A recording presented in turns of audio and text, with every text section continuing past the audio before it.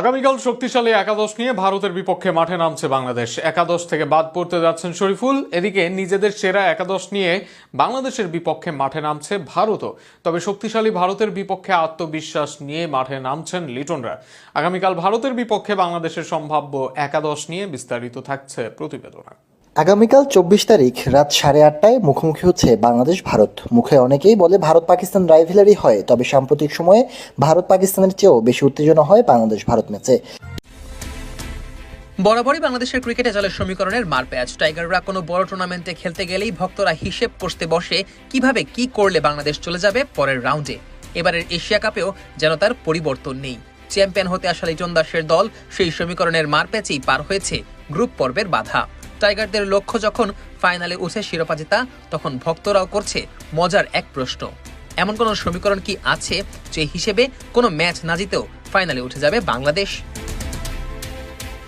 যদিও সুপার ফোরে নিজেদের প্রথম ম্যাচে শ্রীলঙ্কার বিপক্ষে 4 উইকেটের জয়ে ফাইনালে ওঠার দাবি ঠিকই টিকিয়ে রেখেছে লিটন দাসের দল। তবে মজার ব্যাপার হচ্ছে, বাংলাদেশ যদি আর একটা ম্যাচ নাও জিতে তবুও ফাইনালে উঠে যেতে পারে। তবে আসলেই কি সামাজিক যোগাযোগ মাধ্যমে চলা মজার সমীকরণ বাস্তবেও সম্ভব? আসুন একটু খোলাসা করেই জেনে নেই। তবে এশিয়া কাপের সুপার ফোরে 2 ম্যাচ শেষে দেখা যাচ্ছে পয়েন্ট টেবিলের শীর্ষে রয়েছে শক্তিশালী ভারত। সমান পয়েন্ট নিয়ে বাংলাদেশ অবস্থান করছে 2 নম্বরে। আর এখানেই সেই সমীকরণের মারপ্যাচ। পাকিস্তানকে উড়িয়ে দেওয়া ভারতের রান রেট যেখানে 0.689, বাংলাদেশের সেখানে 0.121। আর নিজেদের প্রথম ম্যাচে হারা 2 দল পাকিস্তান ও শ্রীলঙ্কার নেট রান রেট যথাক্রমে -0.689 ও -0.121।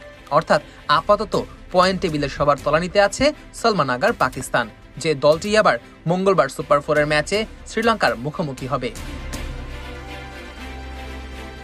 প্রশ্ন হচ্ছে, এই ম্যাচে কোন দল জয়ী হলে তাতে লাভবান হবে বাংলাদেশ? এর উত্তর দেওয়ার আগে একটু নজর ফেরানো যাক বাংলাদেশের দিকেই। শ্রীলঙ্কাকে হারিয়ে সুপার ফোরের যাত্রা শুরু করা টাইগাররা তাদের পরবর্তী 2 ম্যাচে ভারত ও পাকিস্তানকে হারিয়ে দিতে পারলে এমনিতেই চলে যাবে ফাইনালে।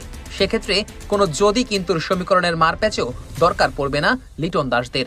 তবে যদি বাংলাদেশ ভারতের বিপক্ষে হেরে গিয়েও পাকিস্তানের বিপক্ষে জিতে যায়, সেক্ষেত্রেও সুযোগ থাকবে।